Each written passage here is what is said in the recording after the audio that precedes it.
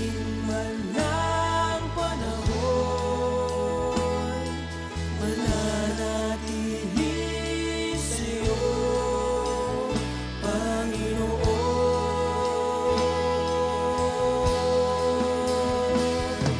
Walang alinlangang maglilingkod, walang pangambang sa'yo ay susunod. Hindi susuko at hindi hinto, patuloy lamang sa iyo, Panginoon.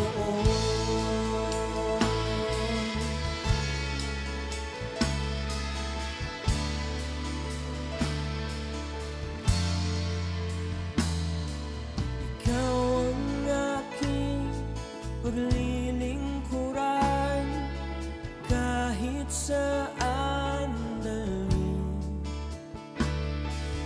Ikaw ay lagi kong susundin, anuman ang suliranin.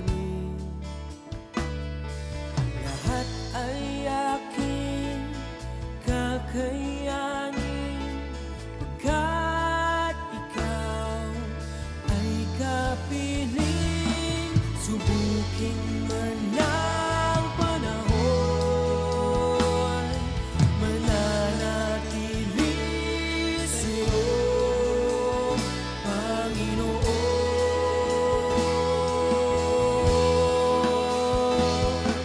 Walang alinlangang maglilingkod, walang pangambang sa'yo. Okay, magandang gabi po mga kapatid. Ako pong muli ang inyong lingkod, Reverend Ber Santos ng Oriental Mindoro, Jesus Be Lifted Up Church. At ako po'y bumabati sa ating lahat. Belated Happy Mother's Day sa lahat po ng ating mga kananayan sa buong J-Blue Churches sa buong Pilipinas, Luzon, Visayas, and Mindanao. At sa oras na ito, ang ating pong topic ay patungkol po ito sa rewards. Ano po? At ang ating pong teksto ay matutunghayan po natin sa Pahayag, Kabanata 22, talatang 12. At ganito po ang sinasabi, pakinggan po natin. At sinabi ni Jesus, makinig kayo, darating na ako. Dala ko ang mga gantimpalang ibibigay sa bawat isa sa inyo, ayon sa kanyang ginawa. Ako ang Alpha at ang Omega, ang una at ang huli, ang simula at ang wakas. Ito po ang salita ng ating Panginoong Jesus. Tayo po'y manalangin. Dakilang Diyos, ang mambanal, sa hapong ito o sa gabing ito, ako po'y nagpapasalamat sapagkat minsan pa ay nagkaroon po kami ng pagkakataon na ipahayag ang iyong mensahe patungkol po sa mga gantimpala o rewards na aming pong tatanggapin diyan sa kalangitan. Kaya sa oras na ito, Lord, sa iyo po na pinagkakatiwala mga susunod na sandali. Samahan mo po kami, Panginoon, at tangi ang kalooban mo, ang pangalan niyo po lamang, ang siyang maitaas, maluwalhati at maparangalan. Salamat po, Ama. Ito po ang aming panalangin. In Jesus' name, Amen. Amen. Praise God. So magandang gabi pong muli sa bawat isa. At sa oras na ito ay pag-aralan po natin ang mensahe patungkol sa mga gantimpala. Meron pong mga talata na binanggit sa Biblia at ito po ay may kinalaman sa mga rewards. Ano po? Pag sinabi pong rewards, sabi po dito, reward is something that is given in return for good or evil done or received, or that is offered or given for some service or attainment, effort, or achievements. It is a prize or recompense. So ang ibig lamang po sabihin yan, Kapag meron po tayong nagawa, masama man o mabuti, ay meron po tayong tatanggaping kaukulang ganti, no? Kung ito po ay blessing, kung ito po ay mabuti, blessing po ang ating tatanggapin. Pero kung ito naman ay masama, ay consequence po ang tawag doon. At sa mga salita po ng Diyos, nais kong basahin, dito po sa Mateo 16:27, ganito po ang sinasabi patungkol po sa reward. Sapagkat ang anak ng tao ay darating sa kaluwalhatian ng kanyang ama kasama ang kanyang mga anghel. Pagkatapos, bibigyan niya ang bawat tao ayon sa kanyang mga ginawa. So, purihin po ang Panginoon doon, ano? Ibig sabihin, pagbabalik ng ating Panginoon, doon po natin tatanggapin yung ating kaukulang reward o gantimpala, no? At sa gabing ito, pag-aralan po natin, meron po kasing 5 reward, no? O crown na pwedeng tanggapin po ang bawat tao, lalo na po tayong mga mananampalataya pagdating po natin sa kalangitan, ano po, no?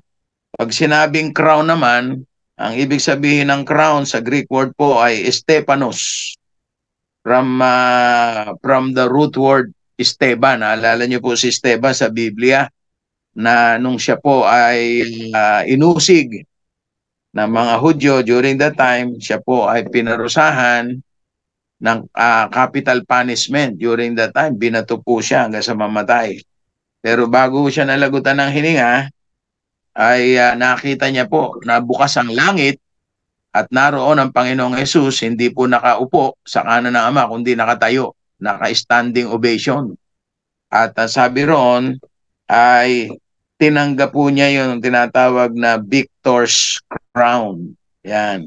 Pag sinabing crown, ito po, ang ibig sabihin nito ay is a prize or symbol of honor, a badge of royalty, a garland of leaves placed on victor's head. So ito daw po yung parang dahon, ano? Dahon ng laurel yata tawag dito, na nilalagay sa ulo ng mga nagwagi. At nung unang panahon, during Olympic time, no, yun po ang nilalagay sa ulo ng mga nagwagi as a reward for winning the game. Yun. So ito pong mga crown na ito ay tatanggapin po natin. At tayo po ay, kumbaga, depende sa ating naging paglilingkod nung tayo po ay nandito po sa lupa. Meron pong binanggit na verse dito sa verse 24, verse 12 ng Proverbs. Sabi rito, tingnan po natin yun, Proverbs 24. Verse 12. Ito po sa Tagalog, sabi rito, kapag sinabi mong wala akong pakialam sa taong yan, ito'y hindi maikakaila sa Diyos na nakakaalam ng laman ng iyong puso. Alam ito ng Diyos na nakatunghay sa iyo at pagbabayarin niya ang tao ayon sa kanyang ginawa. Ang sabi ko sa English, sa verse 11, may banggit po kasi sa verse 11, don't hesitate to rescue someone who is about to be executed innocently or unjustly. Sabi ko sa Tagalog, tulungan mo at iligtas ang hinatulang mamatay ng walang katarungan. Kaya po sinabi yung verse 12, sabi ron, kapag sinabi mong wala kang pakialam sa taong yan, ito'y hindi maikakaila sa Diyos na nakakaalam ng laman ng iyong puso. At alam ito ng Diyos na nakatunghay sa iyo, pagbabayarin niya ang tao ayon sa kanyang ginawa. No? So ang ibig sabihin po niyan, mga kapatid, bilang mananampalataya, tayo po pala ay may pakialam sa ating kapwa, lalo na po sa ating mga kapatid. Hindi natin pwedeng sabihin, bahala ka sa buhay mo. Basta ako ligtas, basta ako gumagawa ako ng matuwid sa harapan ng Diyos. Bahala ka. No, hindi ho pala pwedeng ganon. No? Sabi po dito, sa 2 Corinthians chapter 5 verse 10, sapagkat tayo ay haharap sa hukuman ni Kristo upang ang bawat isa'y makatanggap ng nararapat sa lahat ng bagay na kanyang ginawa sa katawan, maging sa mabuti o sa masama. So, tama po yun, ano? Ang banggit po dito, kay mabuti o masama, ay meron pong tatanggaping ganti mula sa Diyos. At dito naman po sa Colossians 3 verse 23 and 24, sabi po dito, anuman ang iyong ginagawa, gumawa kayo mula sa kaluluwa na parang sa Panginoon at hindi sa tao nyo ito ginagawa. Nalalaman ninyong tatanggap kayo mula sa Panginoon ng gantimpala ng pagkamit nito. Ito ang Kristong Panginoon na inyong pinaglilingkuran. So ang message po dito, mga kapatid, kung ano man yung ginagawa natin sa ating mga kapatid, no, sa maliliit na ito, sabi ng Biblia, ito daw po ay hindi angkinin natin na hindi sa tao, kundi sa Diyos po natin ginagawa. At may banggit po dyan na tatanggap tayo ng reward mula sa Panginoon. Ano po? Dito naman sa Isaiah 40 verse 10, Isaiah 40 verse 10, masdan ninyo ang Panginoon na si Yahweh ay dumarating bilang matagumpay na mandirigma at ang kanyang malakas na bisig ang namumuno para sa kanya. Tingnan ninyo o tingnan mo ang kanyang gantimpala ay nasa kanya at ang kanyang gantimpala ay nauuna sa kanya. Yun po ang sabi ng Isaiah 40 verse 10. So, ang ibig po sabihin, mga kapatid, no? Ano man ang ating ginagawa dito sa lupa, kung paano tayo naglilingkod sa Diyos, kung paano po tayo gumagawa ng mabuti, no? Lahat pong yan ay merong reward pagdating po sa kalangitan.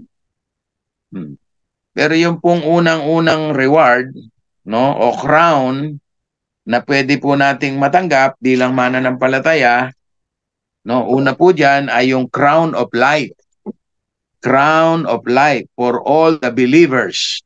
Actually, lahat po tayo, no, na nagtiwala, nanampalataya at tumanggap kay Kristo bilang Panginoon at tagapagligtas ay tatanggap ng crown of life, no? At yun ho, ay sa pamamagitan lamang ng ating pananampalataya. So, yun po ang banggit ng Biblia, no? Doon po sa Romans 6:23, the Bible says, ang kabayaran ng kasalanan ay kamatayan, subalit ang regalo ng Diyos ay buhay na walang hanggan sa pamamagitan ni Kristo Jesus na ating Panginoon. Okay, so, ang kaligtasan po, actually, tapos na po yan, sa totoo lang, ano? Ginawa na ng ating Panginoon sa krus ng Kalbaryo, 2,000 taong na ang nakakaraan at higit pa. Ang kailangan na lang po natin sa ngayon ay tanggapin ito, panampalatayanan at magpatuloy. Magpatuloy po tayo hanggang wakas, no? Para yung buhay na yun ay pinangako sa atin ay ating matanggap. Sabi po dito sa Revelation 2 verse 10 and 11, be faithful to me even if it means death, and I will give you life as your price of victory. No? Yung po palang buhay na yon na pinangako ng Diyos ay matatanggap natin kung tayo po magtitiis hanggang wakas, hanggang kamatayan, no? Pero siyempre, hindi naman lahat po ay mamamatay. Meron hong pagkakataon na darating ang Panginoon, may dadatang pa rin siyang buhay. At kung tayo man yon, mapalad po tayo kasi hindi na tayo makakaranas ng physical death, kundi ano na po yan, kumbaga magkakaroon na ng pagpapalit. No? Itong corruptible body na to ay papalitan ng incorruptible body. Yan. Sabi po ng 1 John chapter 2 verse 25, and this is what Christ himself promised to give us eternal life. No? For those who patiently endure trials and testing. Sabi po ng Santiago 1:12. Kaya kailangan po natin talagang pagtiisan o pagtiyagaan na maging matuwid sa harapan ng Panginoon, lalo na po sa kapanahonang ito, no? So, yun po yung una, crown of life. Pangalawang crown ay yung crown of glory. Crown of glory. Kung sa Tagalog po yan putong ng kaluwalhatian. Ito naman po ay matatanggap ng isang tao, sabi rito, for those who faithfully care for the flocks. No? Ito daw po yung ibinibigay na putong o korona ay para daw po doon sa mga tao na hindi nagpabaya, no? Kundi may katapatan niyang ginampanan ang kanyang tungkulin. At ang binanggit po dito ay yung pag-aalaga sa mga flocks o sa mga tupa, no? At ito ho, primarily ang tinutukoy po dito ay tayo pong mga manggagawa, no? Mga pastor, mga workers, mga Bible teachers, cell group leaders, no? Mga ministry heads na meron pong ipinagkatiwala sa atin ng Panginoon para pangunahan, para i-manage, no? At kailangan daw po ay maging faithful po tayo dito. Ang sabi po ng 1 Peter chapter 5 verse 4, and when the chief shepherd appears, you will receive the glorious crown which will never lose its brightness. Which will never lose its brightness. Yun.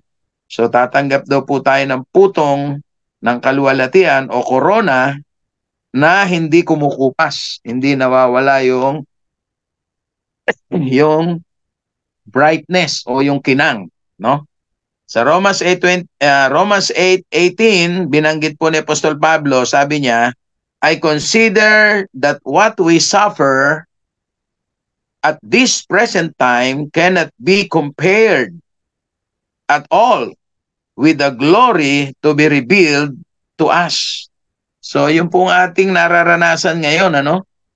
Kung may mga pagsubok, may problema, may kabigatan, sa harap ng Diyos, ito po'y ano lang, katiting lang, kumbaga. No? Ito po'y hindi maikukumpara sa kaluwalhatian na inihanda ng Diyos sa atin pagdating ng araw. So, ang kailangan lang po dito, mga kapatid, talagang kailangan po nating magpakasakit, no? Alagaan yung mga tupa o mga tao o mga kaluluwa na pinagkatiwala sa atin ng Panginoon. Okay? So dahil mahal po ang kaluluwa, sabi ko nga ay dapat nating gastusan, dapat po tayo mag-invest sa kaluluwa. Kung paanong si Lord kapag tumitingin po siya sa tao, ang tinitingnan niya yung kaluluwa ng taong yun, nanghihinayang po siya. Kahit taong grasa, kahit inalihan na ng masamang espiritu, ay talagang pinalalayas ng Panginoon yung evil spirit na yon para yung tao ay maligtas, para siya ho ay magkaroon ng transformation. Okay?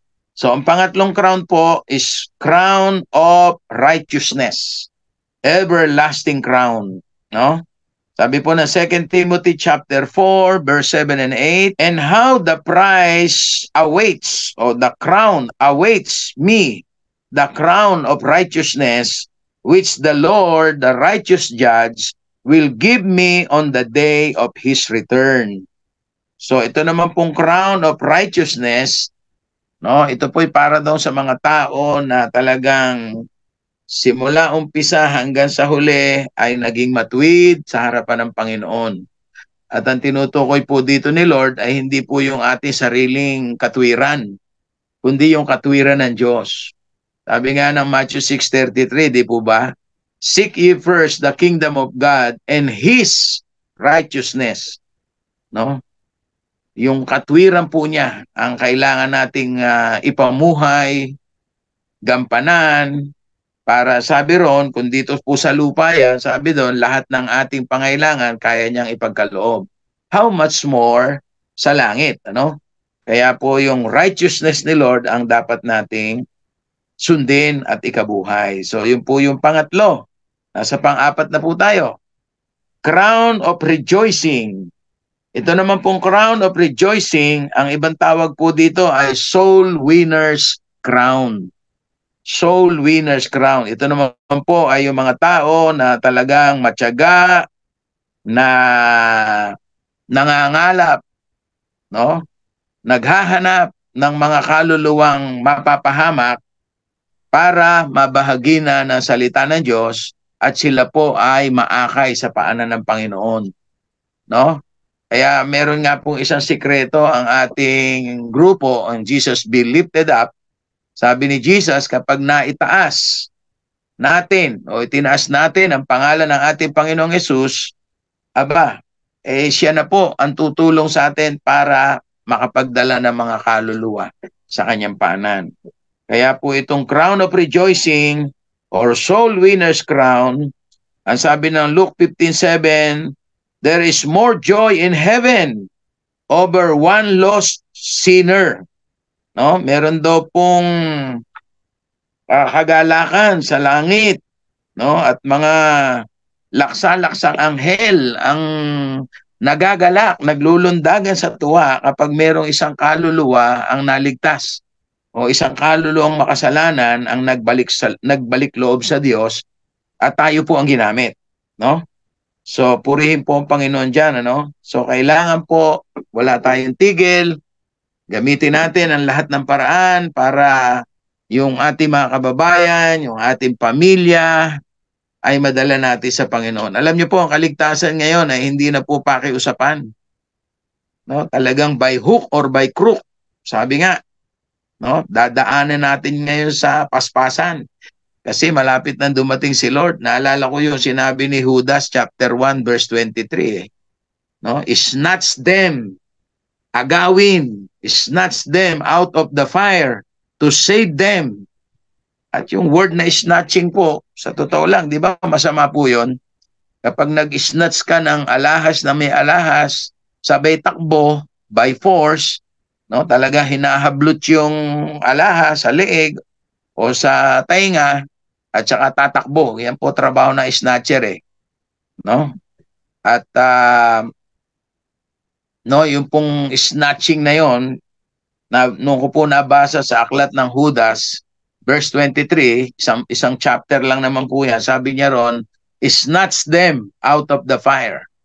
So by force, kailangan po, kumbaga sa ano, kung mahal mo sa buhay yan eh, kailangan gumawa ka ng paraan para madala sa paanan ng Diyos ang pamilya mo. Kung kailangan kalad ka rin mo na. No? Naalala niyo po ba nung yung Sodom at Gomorrah, no? Yung pamangkin ni Abraham, si Lot, ayaw pa nilang iwan ng Sodom at Gomorrah kasi yun ang napili nilang bayan para panirahan dahil masagana yung bayan na yun. Pero ang problema, sangkaterba, napakaraming kasalanan ang ginagawa ng mga tao doon at ang number one po doon ay idolatry at immorality. No? Kapag binasa niyo po yan sa Old Testament, ang istorya po niyan, grabe. Babae sa babae, lalaki sa lalaki, sila na po ang nagsisiping. Hindi na yung babae at lalaki. At ang Diyos po ay nagalit. Kaya tinupok niya yung Sodom at Gomorrah. Yung po ay napakaunlad na syudad noong mga panahon na yon. Mga lungsod po yon, no? At ito pong si Lot, kasama ang kanyang pamilya, sila lang po ang naligtas. Ang sabi ng aklat ng Santiago, pag binasa niyo po yun, halos kalad ka rin ng mga anghel. Inutusan pa ng Diyos yung mga anghel para sunduin sina Lot at ang kanyang pamilya. Itong asawa, ang bili ng anghel, wala nang lilingon-lingon, lumingon pa. No? Tanda ng kanyang panghihinayang sa kayamanang naiwan doon sa Sodom at Gomorrah. So ano po nangyari doon kay Mrs. Lot? Naging haliging asin dahil sa kanyang pagsuway. No? At yun po ay isang malaking aral po sa ating lahat. Kaya praise God, sa oras na ito tayo po ay mag-isip kung paano po tayo makapagdadala ng marami pang kaluluwa sa harapan ng Diyos. Kahit sa paanong paraan. Ako nga po, meron po akong itinuturo lagi na pinakamabisa sa akin, pinakamabilis na paraan para makapaghikayat at makapag-share ng gospel sa mga tao. Ang tawag po natin dito ay Magnum 357. Yung stealth evangelism na within 3 to 5 minutes, pag na-sharean mo po yung tao using John chapter 3, verse 3, verse 5, and verse 7, wala pong magagawa yung tao kundi tanggapin si Kristo. Tanggapin ng Panginoong Hesus bilang Panginoon tagapagligtas. No? At ma-born again. Yun nga lang, siyempre, kailangan nating maging wise doon. Kailangan nating alagaan din. Kuhanin mo ang number, kuhanin mo ang kanyang messenger, at magpatuloy kayo ng komunikasyon, i-disciple natin yung taong yun na tumanggap, at darating ang araw, maglilingkod din po sa Panginoon niya. Amen po?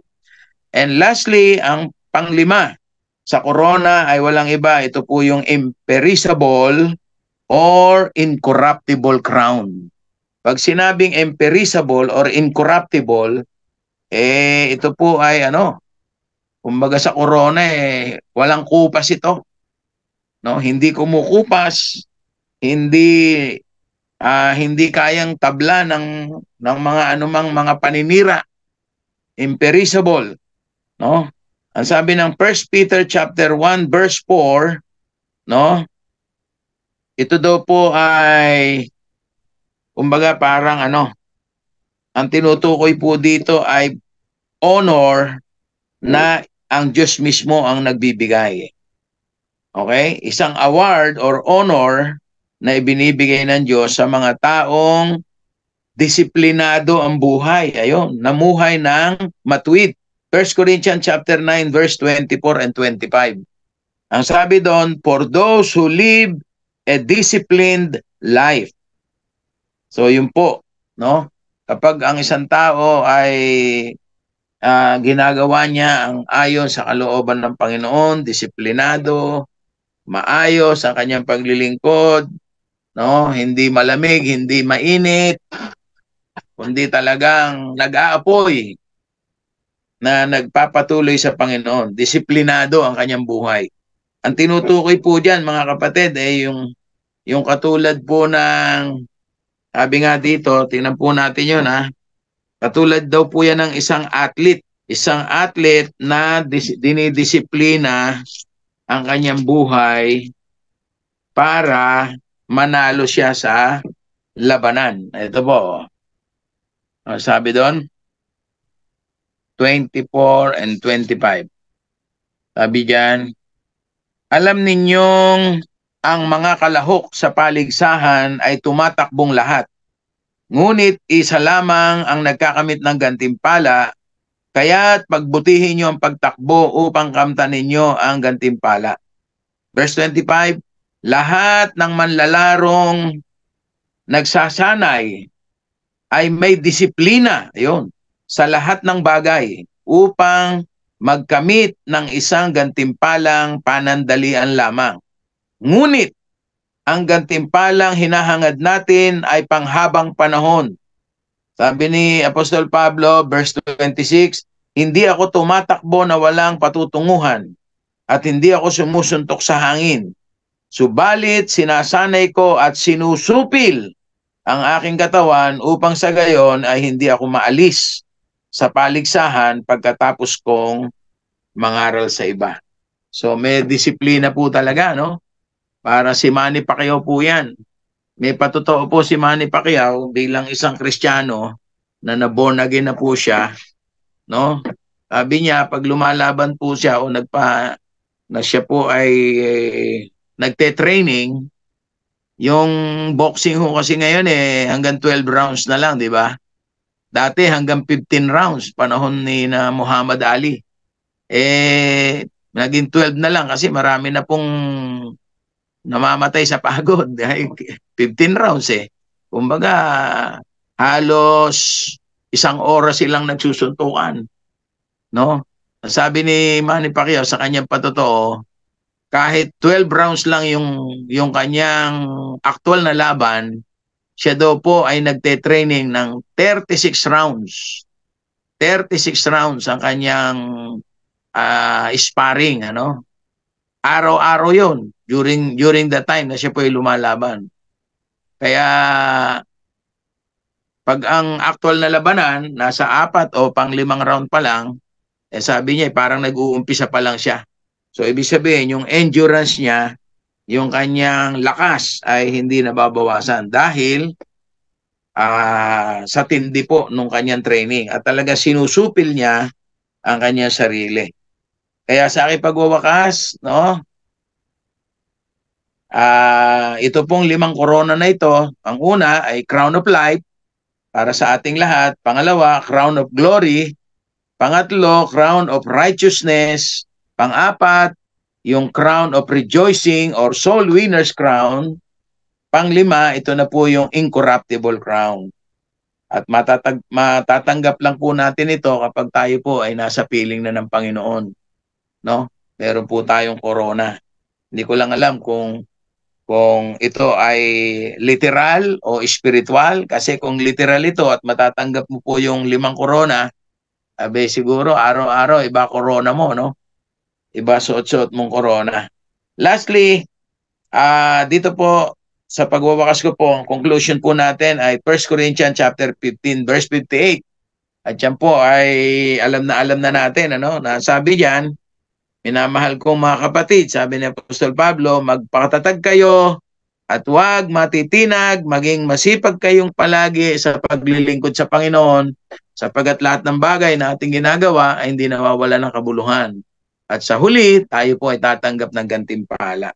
At diyan naman po tayo tinawag o nilikha ng ating Panginoon. Ano? Sabi ng Efeso 2:10, we are created in Christ Jesus, no?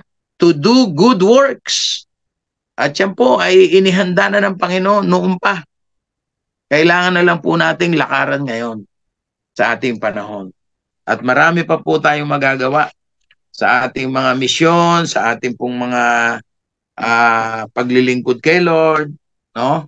Lalo na po tayo po kasi ay missionary church po tayo, at kahit saan tayo dali ng ating Panginoon, ang ating bishop, kung saan siya gustong papuntahin ng Panginoon, pupunta siya. At kung sinasama po tayo, magalak po tayo at sinasama tayo, no? Kaya talagang kailangan po nating pagbutihin ang paglilingkod sa Diyos kasi na malapit na po siyang dumating. At nais po niyang matagpuan tayo na tagumpay. Yung sabi po na Revelation 3 verse 5, ang magtatagumpay hanggang huli, sabi ron, ay daramitan ng puti at hindi ko buburahin ang kanyang pangalan sa aklat ng buhay. Ang linaw-linaw po nun, ano? Yung magtatagumpay, daramitan ng puti, hindi buburahin. No? Ibig sabihin, nakasulat na po ang ating pangalan sa aklat ng buhay, pero pag hindi tayo nagpatuloy at hindi tayo nagtagumpay hanggang huli, malamang yung negative side naman po mangyayari. Ano po yon? Ang hindi magtatagumpay ay daramitan ng itim, kumbaga, at buburahin ang kanyang pangalan sa aklat ng buhay. Hindi po mangyayari sa atin yun kasi tayo po ay tinawag ng Diyos at magpapatuloy po tayo, walang atrasan, no turning back, at marami pa pong inihandang biyaya ang ating Panginoon. Amen po? So yan lang po ang aking maisi-share. Tayo po ay manalangin. Dakilang Diyos, salamat po sa pagkakataong ito at sa lahat po na sumusubaybay sa programang ito ng Tinig ng Pag-asa. Ama, dalangin po namin ang lahat ay mahamon, ma-challenge, na maglingkod po sa iyo at magpatuloy hanggang huli. Yes, in the name of Jesus, I pray, Father God, patuloy niyo po kaming patatagin sa aming pananampalataya. Patuloy niyo pong ingatan, gabay at patnubayan ang iyong mga anak, saan man kami dalhin ang iyong kapangyarihan, saan man po kami magmisyon, Luzon, Visayas at Mindanao, maging sa ibang bansa, O Diyos, kami po'y susunod sa iyo. At dalangin po namin, Ama, lahat po na sumusubaybay sa programang ito, pagpalain mo rin po sila, anuman ang desire ng kanilang puso, Kung meron man silang kabigatan o sakit, karamdamang nararanasan ngayon, padaluin niyo po ang himala ng kagalingan, kalusugan, kalakasan, at maging ang supplication at provision ng lahat ng kanilang pangailangan. Maraming pong salamat, Ama. We entrust to you everything, Lord, and we declare the victory.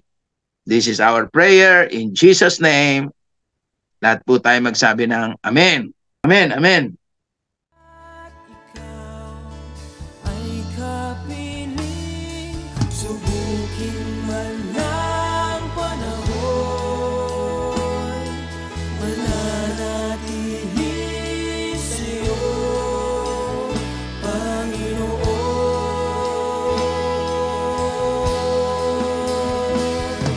Walang alinlangang maglilingkod, walang pangambang sa'yo ay susunod, hindi susuko at hindi hinto, patuloy lamang sa iyo, Panginoon.